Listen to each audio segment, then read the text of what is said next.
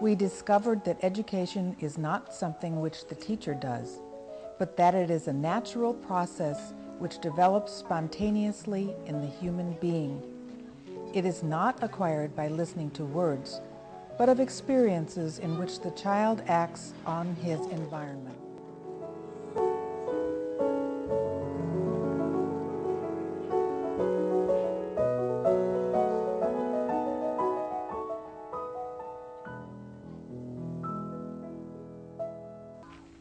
She believed that the child constructs knowledge from experience in the world.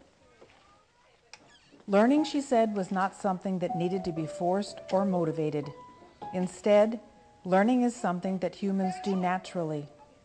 The early years especially are ones of great mental growth. Throughout the early years of life, the child absorbs impressions from the world around him.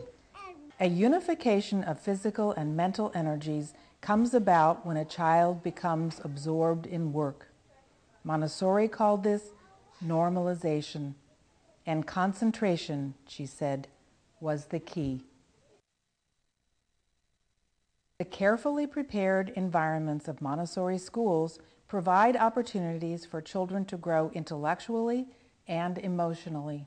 5, 6, 7. In the math area, the child works with concrete representations of mathematical concepts and gradually moves towards an internalization of abstract math facts without confusion, fear, or boredom, at their own pace. They can choose their own activities, but they cannot work with a material they do not know how to use. They are not free to disrupt others or misuse materials. Maria Montessori was born in 1870 in Italy. An only child, she was a vivacious, strong-willed girl. The young Maria insisted on attending a largely male technical secondary school. She chose to study medicine, the first woman in all of Italy to do so. This was a very difficult decision for her traditional father to accept, and one that presented many pitfalls for a young woman of her time. Extremely pretty and well-spoken, the young Dr. Montessori made a big splash with her speeches about women's education and work conditions in Italy.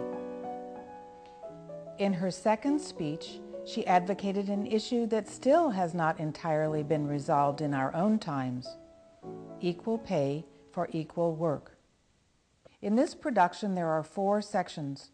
The first chronicles Dr. Montessori's early life. The second, her children's house work, in which she established the core ideas of her educational practice with young children.